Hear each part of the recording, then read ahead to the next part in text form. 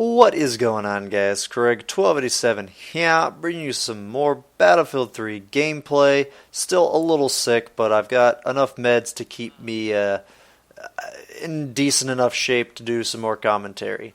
And the footage in the background is going to be counter to the round that just went up the other day of the Metro. This is us working the defense against the same guys, and what typically results is attackers get somewhat beat up on, and so they decide, I'll just switch to sniper, which I never understood the logic here, because that just makes matters worse for them. They end up getting even worse KDs than they had when they were not sniper, and there's even less likelihood of them getting up and arming the objectives.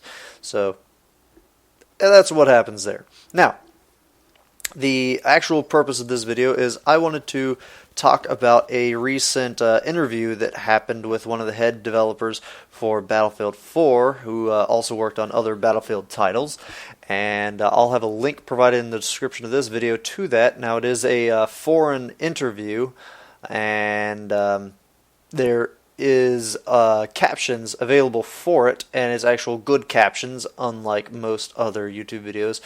These guys provided their own captions for it, so make sure you turn the English captions on unless you do speak Swedish. And basically, you know, it's a well over 20-minute long interview, so I'm just going to kind of recap things and provide my own 2 cents on some of the highlights from the interview.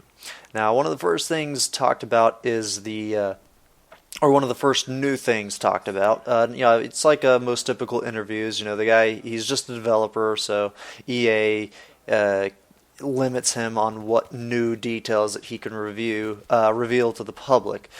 So not too many bombs are dropped, but there were some interesting little bits. When one of those first ones was the dynamic factions. As we have been told, there are 3 factions. China is coming back for Battlefield 4, and because there are 3 factions but only 2 teams playing at a time, only 2 factions will be playing at a time. And one of the things that is going to be introduced is this dynamic factions, in that I believe it is up to the server admin. Again, it's the translation can be a little kooky, but as I understood it, it's up to the server admins, and that I don't know if it can change from round to round. He didn't really make it all that clear, but I'm pretty sure it's something that you'll actually have to manage in Archon, or whatever it is that Battlefield 4 will be using. And this is just a pretty cool thing, I guess. I'm not too sure on how much it'll have an effect to the actual gameplay. I don't know if it'll change spawns or anything of that sort. I doubt that, but it will change like the default weapons that you guys start with. So early on, it'll be a pretty interesting thing when people haven't unlocked a lot of the weapons and they're still using their faction-specific starting weapons. So that'll be pretty cool. And now moving on, they did talk briefly about the Frostbite 3 engine, the new engine that's going to be used for Battlefield 4, and a lot of people said that it was pretty much just going to be Frostbite 2.5, which I for the most part did expect. I figured a lot of the changes that it would be seeing would be a lot of the stuff that happens behind the scenes, happens on the server side, with netcode and things like that, which is exactly what I wanted. And he did say that there is going to be much better netcode, and that they've also been working on better hit registration. The little boxes that, you know, when a bullet passes, that this is considered a hit, and if it doesn't go through the box, it is considered not a hit. So they said, and from the people that have been playing it in the alpha and pre-alpha, they said that they've all said that the hit registration is quite a bit better. And one of the interesting things is they also said that they did the code in such a way that the patching will be much easier. So this is good. A lot of times for multi-platform games, the limiting aspect for when patches can come out even on the PC, is that the consoles, they are unable to patch so often because they have to pay when they do patches. This is kind of mostly Microsoft's deal, and so that they would wait and wait and wait and save up all the things that they'd be changing, and then they would do one giant patch that did a lot of fixes, so that they only had to pay for that one patch.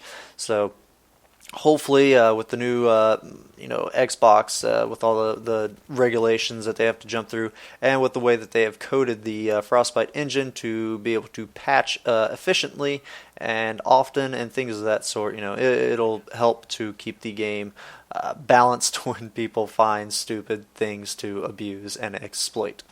And then aside from that, Frostbite, there's obviously a lot more going on with physics, with buildings collapsing and just the scale of the maps, but also the whole merger of like the minor, very small scale destruction that we saw in close quarters, in combination with the typical destruction that we saw on things like Aftermath and Karkand and some of the Battlefield 3 maps that saw larger scale destruction, similar to what we saw in Bad Company 2. So it's a merger of the two different types of destruction, and that obviously is going to be a lot more strain.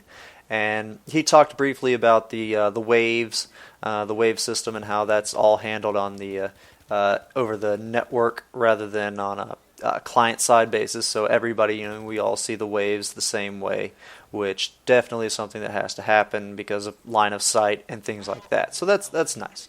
I'm glad to see that they have made a lot of code effects with Frostbite 3. That's really what I wanted to see. And then he talked briefly about Battlelog. Everybody, well, for the most part, a lot of people didn't really enjoy Battlelog. It was a little shabby in certain areas. It wasn't the most user-friendly thing. But he talked about how they're going to be bringing it more into the whole console scene.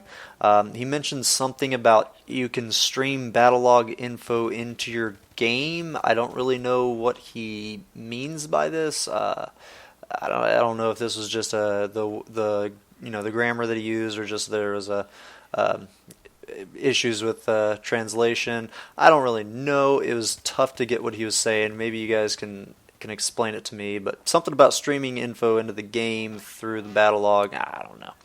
And then one of the last things that he did touch on was the dynamic weather system, saying that they did experiment with day-night cycles, which I know a lot of people have been fairly interested in. I never really wanted it because in Battlefield, at least, it makes sense in something like PlanetSide, but in a game like Battlefield where your typical rounds, unless you change the ticket count to be something like 1,000, your rounds don't ever really go over 40 minutes, and I don't want to see a massive transition of light into dusk into. I don't want to see those drastic changes when you're only in an area for that amount of time. So it never really made sense to me. So I'm glad that they're not introducing that. But he also said, don't expect many night maps. Battlefield 3 had a couple night maps, and his reasoning for not expecting many night maps for Battlefield 4 was that it was difficult for players to see or navigate.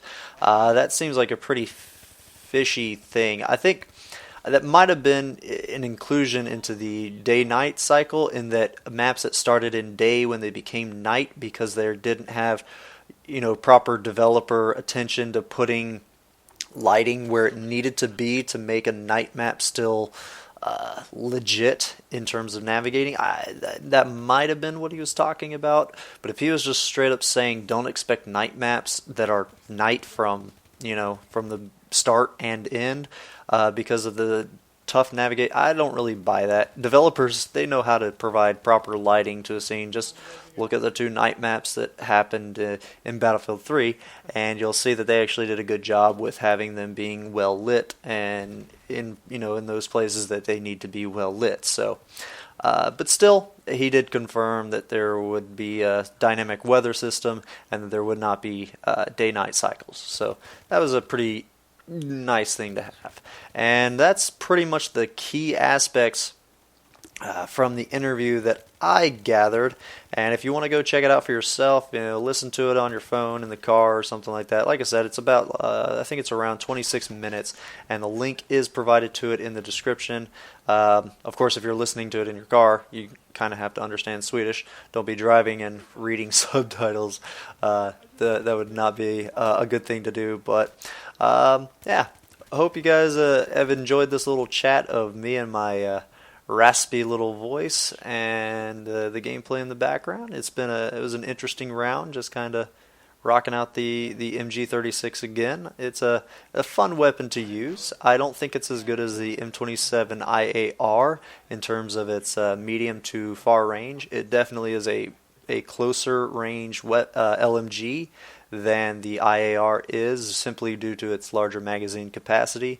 You can keep spraying and whatnot, but in terms of its recoil and bloom, it just doesn't really hold a candle, hold a match. I don't know, whatever that saying is. It's not as good as the IAR. So hope you guys have enjoyed this gameplay, and go check out that interview and absorb it and explain to me all the things that I missed. Have a good one, guys. Ta-ta.